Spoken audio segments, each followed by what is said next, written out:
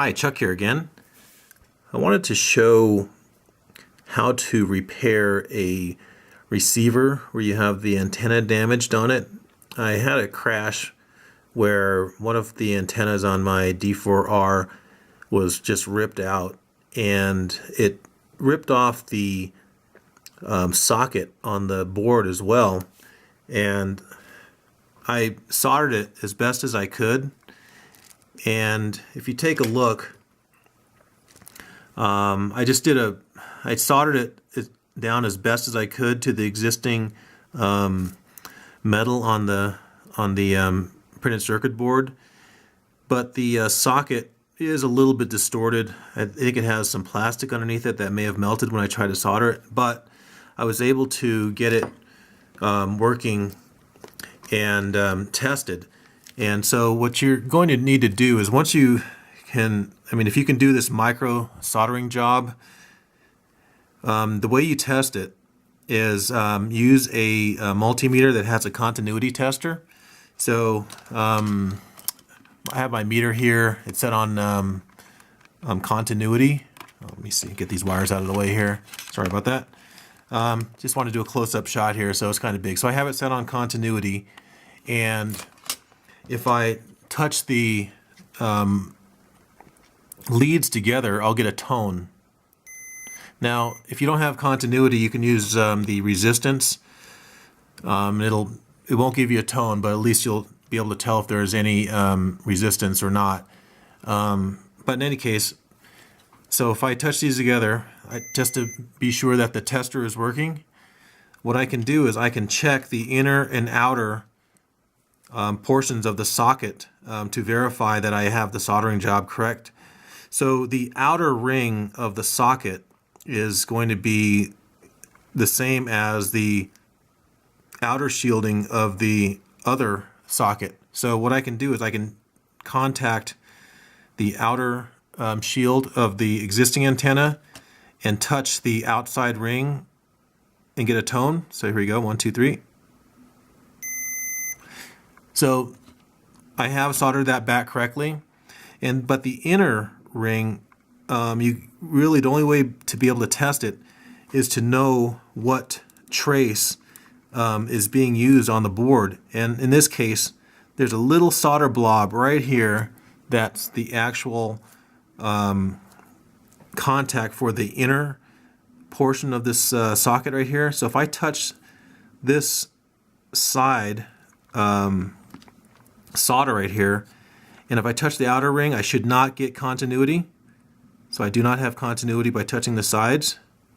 But if I touch the inner pin, it's very tiny,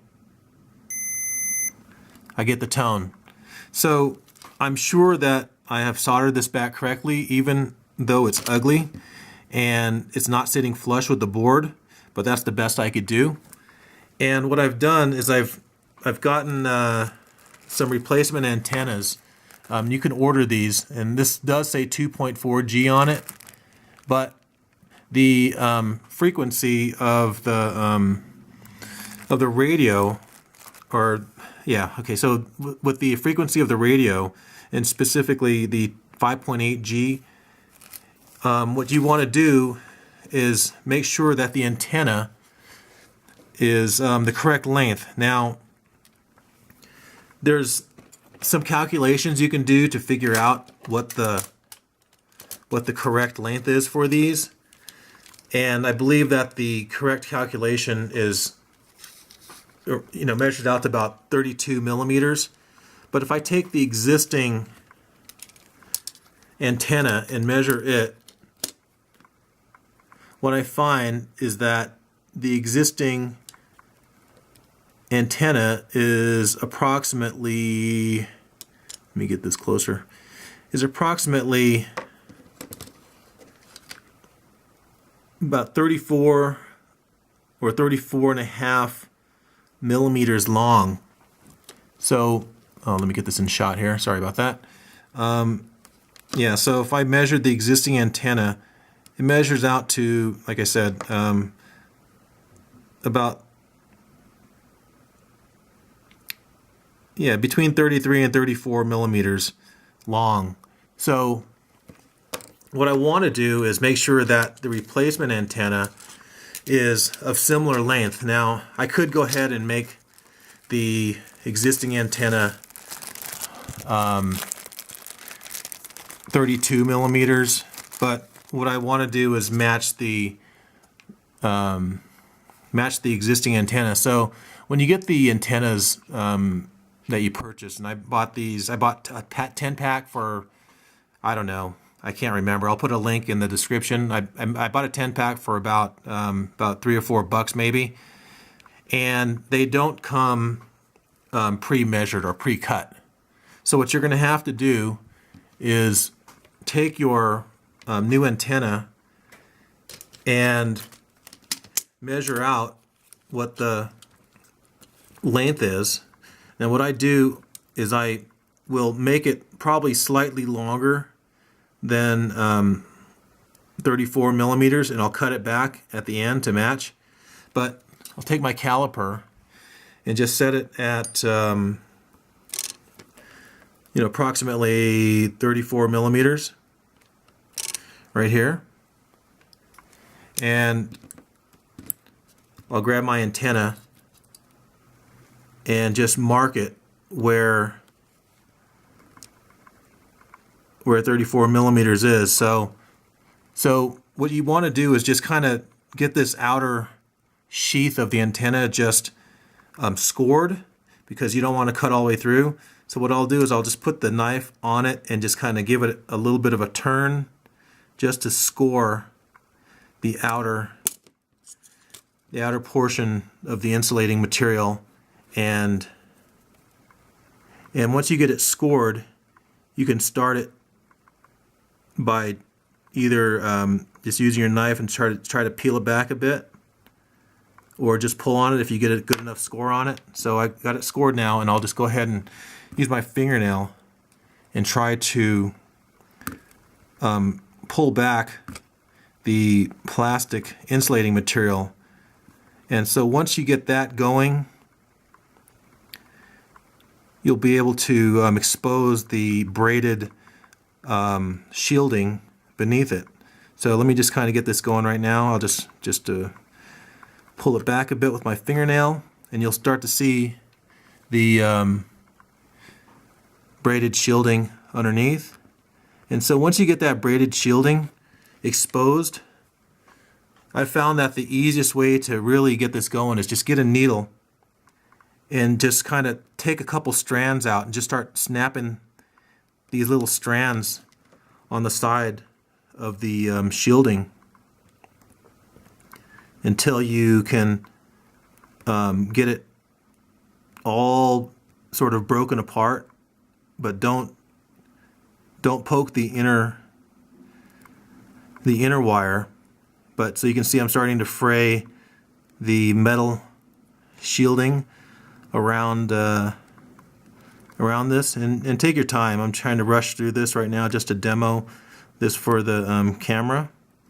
But if you work your way and be careful, eventually you'll be able to just kind of pop off all of those thin wires. And don't worry about it being sloppy at this point, because we can clean this up later on when we do the final measurement and cut the antenna to length. So just one thing I wanted to just make sure that everybody understands is that the antenna is actually the part that's exposed and not the entire wire. So when we talk about antenna, it's really just the inner part of this wire. So you can see now that I have the shielding mostly detached, and now I should be able to just pull this whole thing off, and it might give a little bit of resistance, but you can just pull this whole thing off. And so now you can see that I'm pulling the outer insulating material and the shielding off, and now all I'm left with is the inner wire. Now this is going to be the antenna. So before we go any further, I'm just going to clean up a little bit, and I'll just clip off as much as I can, as closely as possible, to make it clean. And let me just kind of get this, I won't do a perfect job, but you can clean this up as well as you can. Use your knife or some wire cutters. All right, so I have another antenna that I was working on, and I haven't cut this to length yet, and this one just happens to have a bit of the inner wire exposed from the insulation, just a barely a little bit on the tip. And what I can do is use my continuity checker again to show you how to test this to make sure everything is good. So if I touch this and this is going to be a little difficult to do. Let me get a piece of tape here.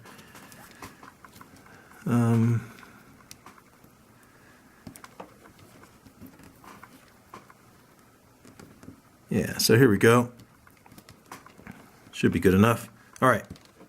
So if I use my continuity tester, I can touch the inner wire on this plug and touch the tip.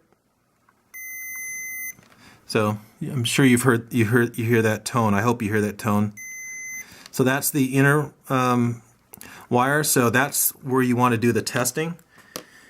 And obviously the outer part of the plug or the socket corresponds to the shielding. And I think I have a little bit exposed down here, and I should be able to just test that. There we go. Okay, so with that shown, to test this, I take my receiver, and even though the plug is messed up, I'm able to actually get this new antenna snapped on good enough. I'm going to hot glue it later just to make sure it's on there. So if I press this on as tight as I can, okay, so now the new antenna is on. And so to test, to make sure that it's good, so I'm going to test the outer shielding first. I'll test this. This should be continuity. So we have continuity on the outer. And then what I want to do is test the inner part of the wire. And the way I do that is the same way. I'm going to touch the tip of the wire, and I'm also going to touch this solder blob here that I showed earlier. So I'll touch the solder blob here and the tip of the wire.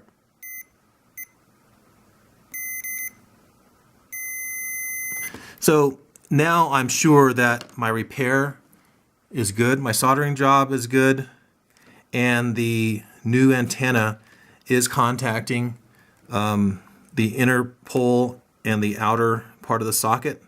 I don't know what the technical terms of those are, but now I'm sure everything is great, and I should be able to cut the antenna to length. So after I do my testing is when I should cut the antenna. So what I showed you earlier is probably a little premature, but what you want to do is test everything out first. If you lost your, if your socket came detached from the printed circuit board and you need to test everything out, by all means leave the exposed part of the wire exposed so you can do your testing with your continuity checker. And so now if I match up the new antenna and the old antenna, yeah, I can see that basically all I need to do is just cut off the exposed part of the wire just to match the inner part. So if I cut that off, and now I should have two. Okay, well, yeah, sorry my camera cut off on me, but I was able to match up the lengths of the existing antenna and my new antenna. And so now my repair is complete. I have repaired my FrSky D4R receiver, and everything should be good. So I hope this helps somebody. And thanks a lot. Please subscribe to my channel. Please like this video, comment. I enjoy getting your feedback. And Thanks again, and have a great day.